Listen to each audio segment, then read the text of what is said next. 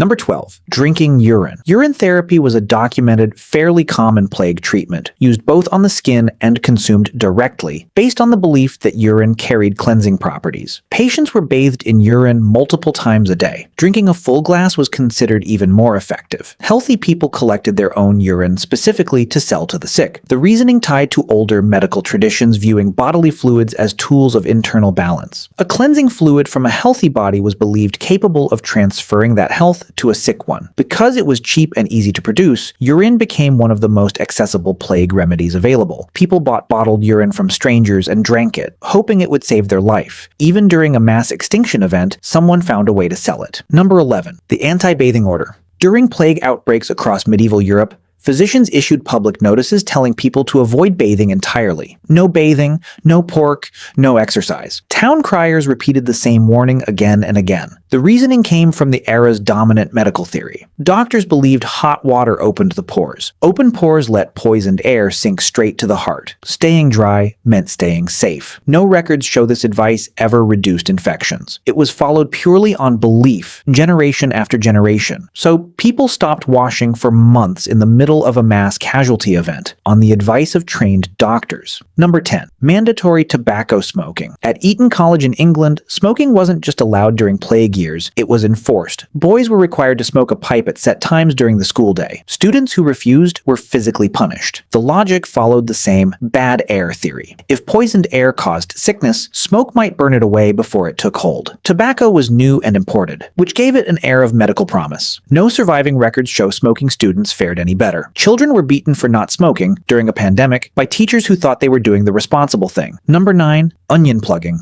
Rubbing raw onion on the body was a widespread home remedy during Black Death outbreaks, recorded across multiple regions of Europe. Patients or caretakers sliced an onion and rubbed the cut side directly onto swollen buboes, or left whole onions sitting in the sick room. The belief was twofold. Some thought onion drew toxins out of the wound. Others believed its smell could cancel out the miasma, the poisoned air blamed for spreading disease. Interestingly, pneumonic plague genuinely does spread through the air. So the instinct wasn't entirely baseless, even if onions did nothing to stop it. If your medical plan is masking the smell of death with onions, you've already lost the argument. Number 8. Sleeping with a stink. If bad smells caused the plague, some people took that logic in the opposite direction. This practice, known historically as keeping a stink, was used as an alternative folk method during outbreaks. Instead of flowers, people brought dead animals into their homes. Rotting carcasses were placed in living spaces. Others deliberately breathed in fumes from their own latrines.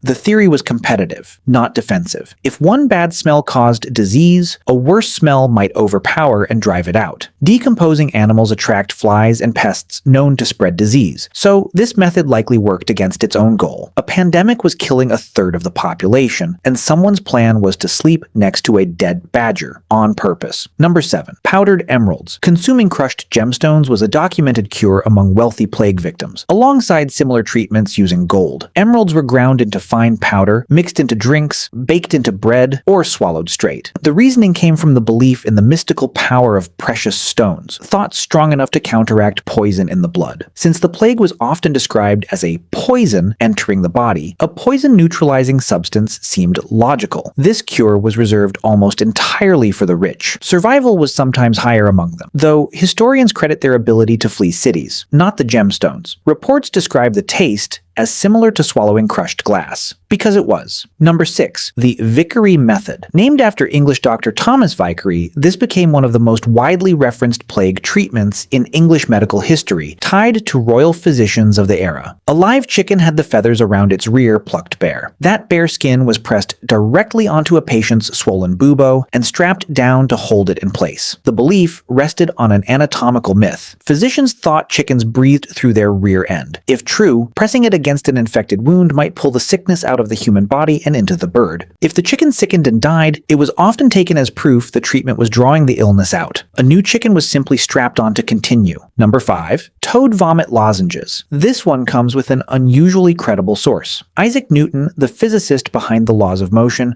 wrote personal notes describing this as one of the best plague treatments available. These notes survive today and were auctioned by Bonhams. The procedure, in Newton's own words, suspend a live toad upside down in a chimney for 3 days. Wait for it to vomit up dirt and insects. Collect the vomit on a dish of yellow wax, grind the dead toad into powder, and mix it with the vomit. Shape the mixture into lozenges. Tie them onto the infected area. The logic followed a 17th century belief in sympathetic cures, the idea that a toxic creature could draw a toxin out of the body through it. Newton described this method as having driven away the contagion and drawn out the poison. One of history's greatest scientific minds was strapping toad vomit to open wounds. Number 4. Leeches and bloodletting. Bloodletting was the most common medical treatment in Europe for centuries, and it remained a first response treatment for plague symptoms throughout the outbreak. A small incision was made, usually on the arm or neck. Blood was drained into a bowl until the physician judged enough had been removed. Leeches were sometimes used instead of cuts, considered gentler among the wealthy. This came from the theory of the 4 humors, the belief that the body ran on a balance of blood, phlegm, and 2 forms of bile. Illness meant an excess of one, usually blood. Removing it was believed to restore balance. The amount drained was often scaled to the severity of illness. Regardless of what was actually wrong with the patient, instruments were rarely cleaned between patients. Bloodletting frequently introduced a second infection on top of the first. Number 3. Mass self-flagellation. The flagellant movement was a real, organized response to the Black Death, with documented processions of hundreds